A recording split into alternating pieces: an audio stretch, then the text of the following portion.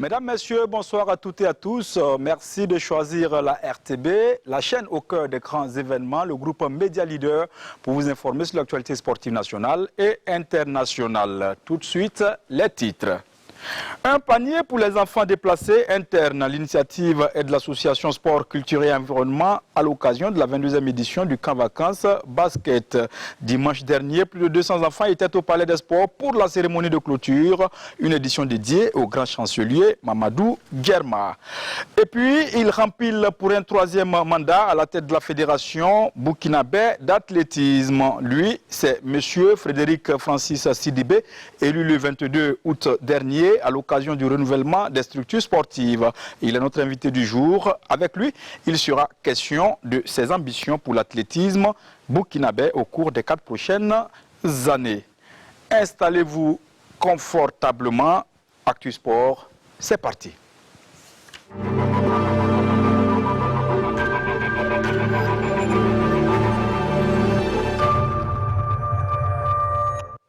Notre sujet à la une, c'est le camp vacances basket dont le promoteur n'est autre que Mahamadou Zungrana Dibane.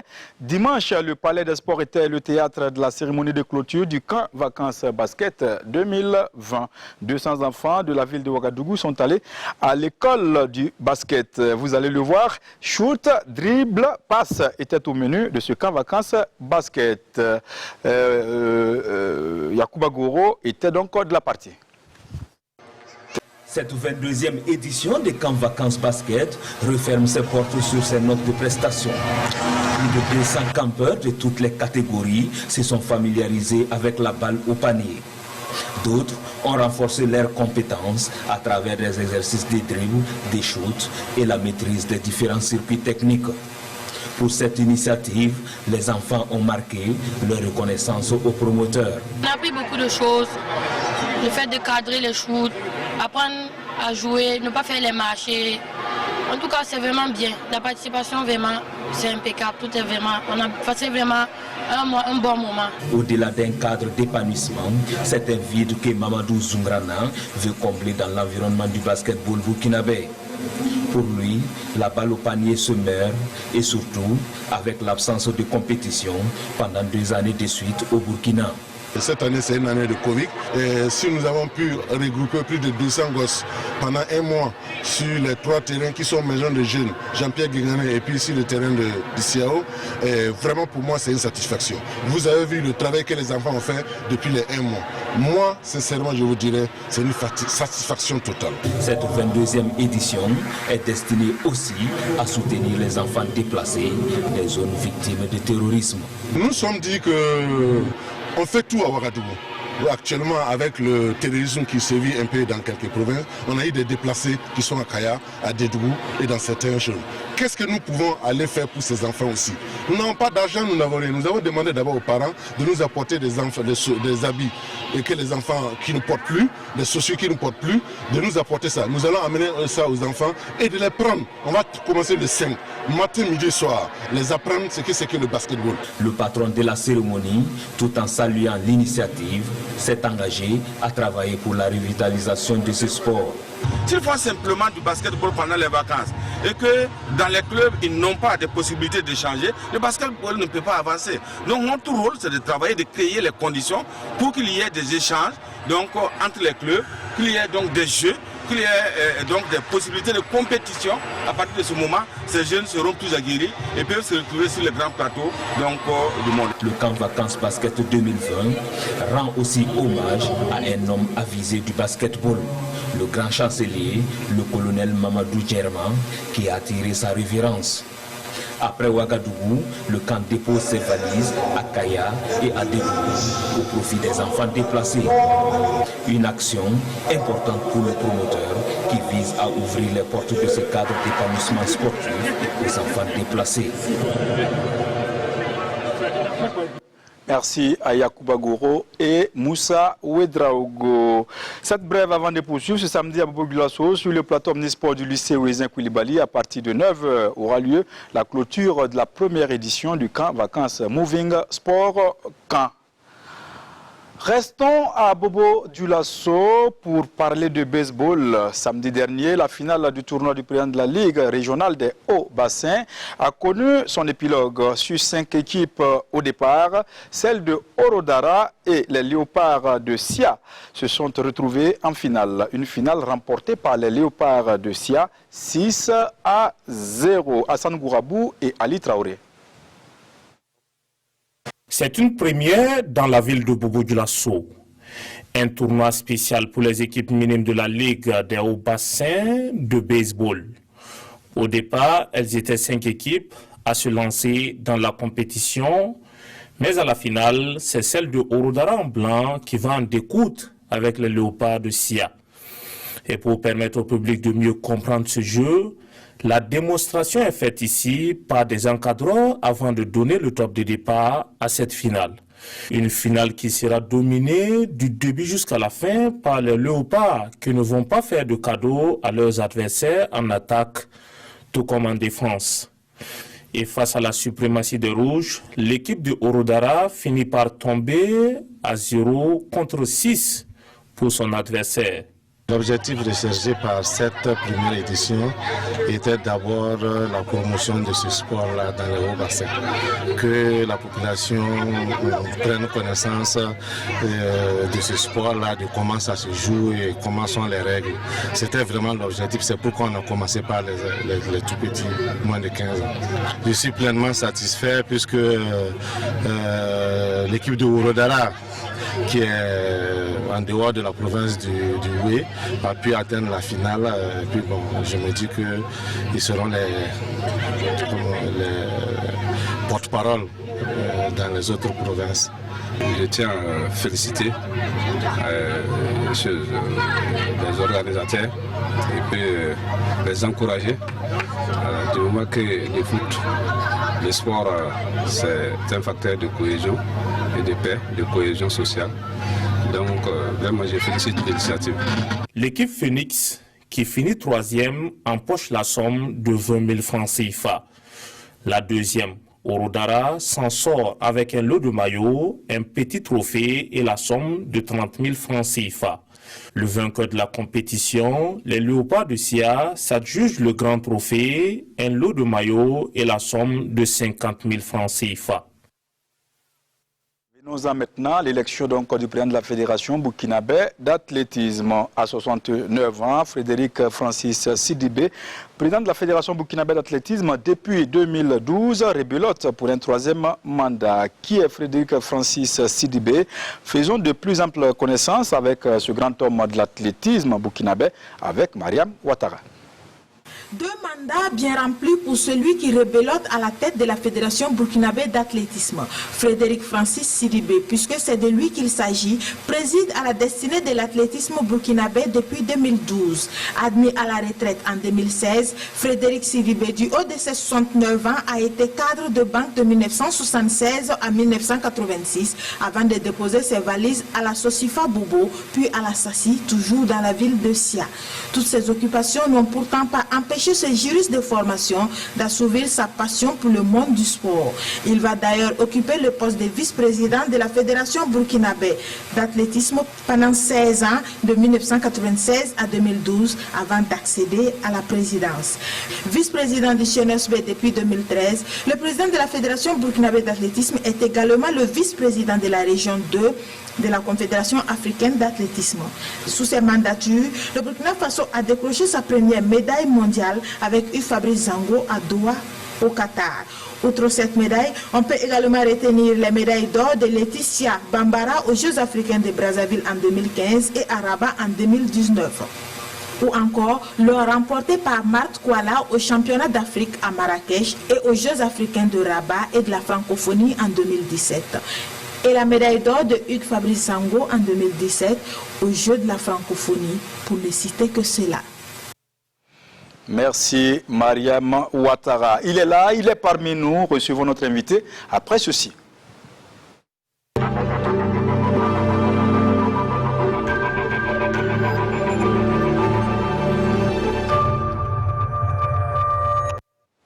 Monsieur Frédéric Sidibé, Bonsoir, monsieur. Bonsoir. Vous êtes le président de la Fédération burkinabé d'athlétisme. Tout ce qu'on a envie de savoir, d'où tirez-vous cette passion pour l'athlétisme? Est-ce que vous avez été athlète? Non. D'accord. Malheureusement, non. Mais bon, j'étais supporter des athlètes depuis le lycée. D'accord. Et votre passion pour l'athlétisme, ça vient d'où? D'abord, parce que l'athlétisme, c'est le sport pour tous. Parce que c'est la mère de toutes les disciplines sportives. Et ensuite, parce que j'avais ressenti qu'au Burkina Faso, l'athlétisme était à un certain moment le parent pauvre. Alors que l'athlétisme ne demandait pas grand-chose pour pouvoir s'épanouir. Raison pour laquelle j'ai essayé de m'investir avec le peu de moyens que j'avais et les moyens de quelques amis qui nous ont supportés. C'est ainsi que nous avons vraiment commencé à décoller avec le meeting du président de la Cour suprême qui avait à l'époque été sponsorisé par Feu Komi Sambou Antoine. Tout à fait. Et ce qui a permis à l'époque l'émergence de Salou Idrissa et toute la kyrielle de jeunes athlètes qui ont permis à notre sport de progresser. D'accord. Alors, à l'heure du bilan, on ne va pas refaire le bilan, mais à l'heure du bilan, est-ce que vous êtes satisfait des résultats engrangés? Bon, notre programme de mandat 2012-2020 était de faire en sorte que le Burkina Faso puisse obtenir une médaille mondiale et également une médaille olympique.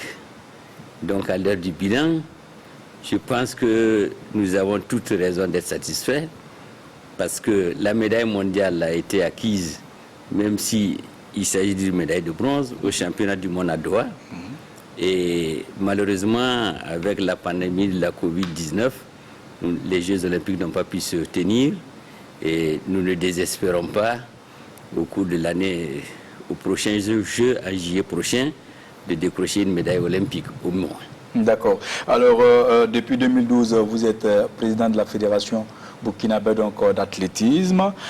Dites-nous pourquoi vous avez accepté de briguer un troisième mandat. Les objectifs initiaux étaient ceux que je vous ai annoncés. D'accord. Malheureusement, la Covid-19 n'a pas permis aux Jeux olympiques de se tenir. Tout à fait. Et également, pour des raisons de santé, je n'ai pas pu, pendant quelques 2 ans pratiquement, exercer pleinement mes fonctions de président de la Fédération burkinabé d'athlétisme. Aussi, avec la demande insistante de certains collègues, de cadres de la fédération et en dehors de la fédération, j'ai accepté donc de rebeloter pour un troisième mandat, ce qui n'est pas interdit. Mais par contre, nos statuts disent qu'on ne peut pas exercer plus de 3 mandats au même poste. D'accord. C'est bien compris. Voilà. Parlons justement de vos projets. Quel est le projet qui vous tient à cœur et pour ces 4 prochaines années? Pour les 4 prochaines années, c'est d'arriver aux Jeux olympiques de Paris 2024. D'accord. Avec au moins 7 athlètes qualifiés. Et nous avons déjà soumis un programme de compétition avec un budget au niveau du ministère des Sports et des Loisirs. Mais ce qui est important, c'est d'assurer donc la relève et la formation des cadres et dirigeants, entraîneurs pour les 4 années à venir, afin que, en quittant, disons, la présidence de la fédération, nous ayons une structure solide qui puisse pérenniser et qui puisse nous permettre de maintenir le niveau de l'athlétisme burkinabé au rang qu'il a actuellement, qui est le 5e rang en Afrique. Êtes-vous satisfait de ce rang-là et des résultats? Quand on considère D'accord. Un 5e rang, je pense que c'est très honorable et qu'on a tout lieu d'en être satisfait. D'accord. En tout cas, merci Monsieur Frédéric Sidibé. Merci d'être passé sur ce plateau pour parler d'athlétisme. De toutes les façons, le plateau est ouvert. Et vous pouvez revenir quand vous voulez. C'est moi qui vous remercie de nous avoir permis de prendre la parole sur ce plateau et d'avoir exposé un peu nos ambitions pour les 4 années à venir. Merci beaucoup. Alors, on va poursuivre ce magazine. L'École nationale de police fête ses 50 ans d'existence.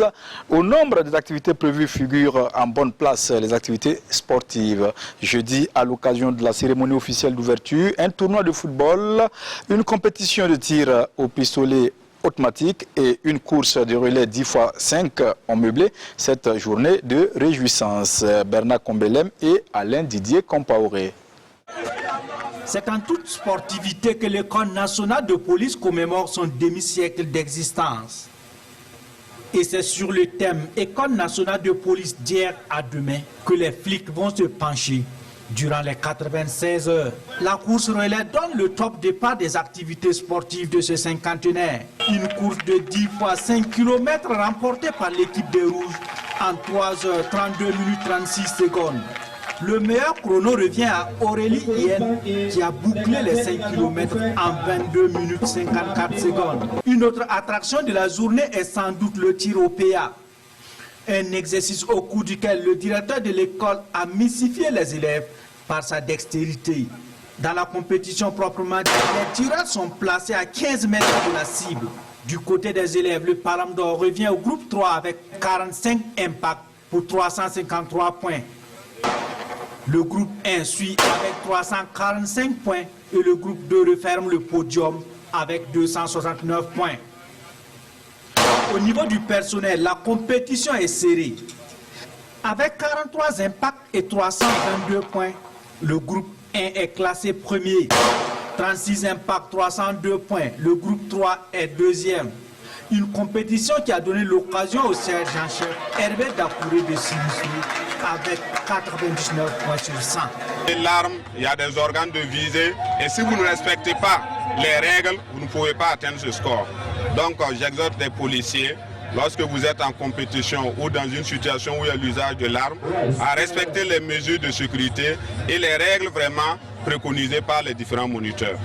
J'ai été élève de cette école au cours de ces 50 années. Voilà, donc c'est avec une satisfaction que nous constatons que notre école a pu vivre, survivre et produire des fruits. La finale de la Coupe du cinquantenaire en football entre les agents de la police municipale et les assistants professionnels de la même police a marqué le tour de la journée. Dans cette rencontre fraternelle, les assistants professionnels en jaune blanc ont eu le score contre le cours du jeu. Malgré les tentatives des agents municipaux, le score n'évoluera pas jusqu'à la fin de la partie. Malgré les tentatives des agents municipaux, le score n'évoluera pas jusqu'à la fin du match. Je me suis fait fort de venir ce soir parce que la police est un maillon essentiel dans la préservation de notre patrimoine et dans le vivre ensemble. Et cet après-midi, par le sport, ils nous ont montré que la solidarité de corps était un élément fondamental dans la défense de la cohésion nationale. D'ajouter que qui veut aller loin doit par moment marquer un arrêt, regarder dans les rétroviseurs, chercher à connaître où il est positionné avant de se donner une orientation. Je pense que c'est ce que nous sommes en train de faire à la faveur de cette commémoration. Les agents municipaux gagnent 100 000 francs avec le ballon et les médailles d'argent. Les assistants lauréats adjugent le trophée, la médaille d'or, 3 ballons et la somme de 150 000 francs CFA. Tous les athlètes qui se sont illustrés au cours de cette fête du cinquantenaire ont été distingués. La fête se poursuit jusqu'au 6 septembre prochain. Allons à Fada pour vivre la finale de la 23e édition du tournoi Maracana Adolphe Issa Tchombiano. Samedi 29 août dernier, sur le terrain de l'ex-OST à Fada Ngourma, l'Olympique Malba s'est imposé face à l'équipe de La Flèche au tir au but. Score 2 tirs réussis contre 1. Aruna Kaboré et Ibrahim Sanou. La 23e édition du Maracana, Adolphe Issa Tombiano livre son verdict aujourd'hui. À l'affiche, une flèche en maillot orange-bleu contre l'Olympique Malba habillé aux couleurs du Barça. Dès l'entame, Flèche se signale avec cette frappe de son attaquant fétiche. Le jeu s'emballe. Quelques minutes après, l'Olympique Malba riposte. À la 5e minute de jeu, Mana Setankouano permet à son équipe de prendre de l'avance. Flèche 1, OM 0. On retient beaucoup de joie. La joie d'avoir relevé un défi. Et la joie d'avoir permis à près de 600 jeunes d'évoluer sur un terrain pendant 35 soirées. La joie d'avoir vu beaucoup d'autorités nous soutenir d'une manière ou d'une autre. Vous savez, ce genre de brassage, ça contribue à la paix, ça contribue à la cohésion, ça contribue pour vivre ensemble. Et c'est ça que nous sommes venus encourager. À la reprise, l'Olympique Malba prend le jeu à son compte. Sa persévérance est à la 5e minute. Le but est signé Julikael Tani. À l'issue des 2 fois 25 minutes, le compteur affiche un but partout. Place au tir au but. Après 3 tentatives des deux côtés, l'Olympique Malba se montre plus concret avec 2 tirs réussis contre 1 pour Flèche. Il s'empare ainsi du trophée, un jeu de maillot, un ballon, plus la somme de 100 000 francs CFA. La joie totale, vous le constatez vous-même. Bon, c'est une équipe du quartier. Je n'arrive même pas à m'exprimer. Bon,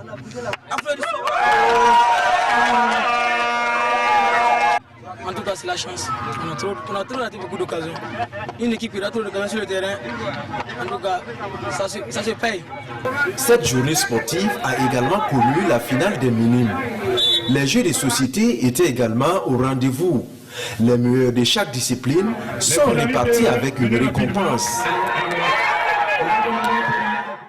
Félicitations donc à l'équipe de Malba habillée aux couleurs du Barça.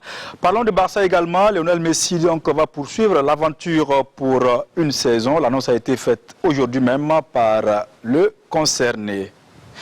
Cette brève avant de poursuivre, hommage à notre confrère Yannick Sankara, promoteur du tournoi de football La Génération Consciente, décédé suite à un accident en début d'année 2020. Ce samedi à Tampouy, enlevé des rideaux, les amis de Yannick Sankara seront face aux anciens internationaux à Tampouy à partir de 15 h. Des footballeurs comme Patrick Malo et Aristide Bansé sont annoncés.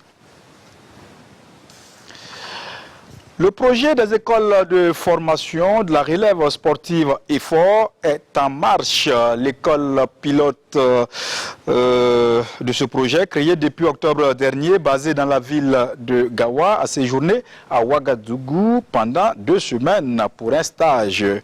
À l'occasion donc de la cérémonie de clôture, le ministère des Sports et des Loisirs a profité pour offrir du matériel sportif aux futures écoles de formation. Urbain Benito Somé et Mahamadi Wena. Le projet, celui de faire des régions des pôles de développement du sport par la création d'écoles de formation de la relève sportive, EFOR, est dans sa phase pilote. Depuis la rentrée scolaire d'octobre 2019, le projet a pris son envol à Gawa avec 2 sports, le football et le handball. Après plus de 6 mois d'entraînement, les pensionnaires de l'EFOR ont eu droit à un stage de 2 semaines à Ouaga, histoire de leur permettre de mieux cerner certaines réalités de terrain. Des matchs amicaux avec des centres de Ouaga et plusieurs ateliers ont permis de jauger le travail de la première EFOR. On choisit de regrouper les enfants ici pour 2 semaines environ, c'est-à-dire du 2 au 16 août, pour leur permettre de bénéficier en tout cas du renforcement des capacités auprès en tout cas de personnes habilitées telles que les directeurs techniques nationaux de football mais de handball également, permettre également aux entraîneurs qui sont dans ces régions-là de bénéficier en tout cas d'une formation adéquate. L'effort de Gawa est une satisfaction pour les porteurs du projet et le ministre des Sports et des Loisirs en partenariat avec les collectivités territoriales. Ce projet sur l'ouverture des écoles dans les autres régions. Et souhaiter en tout cas que les autres régions qui sont en cours donc, de mettre en place leurs écoles puissent le faire en tout cas dans des délais acceptables, afin que d'ici l'année prochaine nous puissions assister à une compétition inter-région, des 13 régions, pour vraiment montrer que le Burkina Faso est un pays de sport et que les autorités ont compris qu'il faut retourner à la base. Déjà, la future école de cyclisme de Tinkorogo a reçu plus d'une vingtaine de vélos pour la mise sur pied du projet. Des équipements sportifs et notamment du matériel de sport de masse a été remis également à la région du centre. Cette triste nouvelle, avant de refermer ce numéro de Actu Sport, le monde du football pleure la disparition de Babou Cissé, ancien footballeur passé au foyer ex-USRAN et l'Étoile filane de Ouagadougou, puis ancien entraîneur du Rail Club du Kadiogo entre 1986 et 1987. Babou Cissé a tiré sa révérence ce mercredi à Ouagadougou à l'âge de 79 ans. Babou Cissé a été inhumé ce vendredi à Ouagadougou. Il laisse derrière lui 2 veuves et 13 enfants éplorés. Que son âme repose en paix. C'est tout pour aujourd'hui. Merci de nous avoir suivis. À bientôt donc sur la RTB pour d'autres actualités sportives. Soyez prudents, c'est le week-end. Bye bye.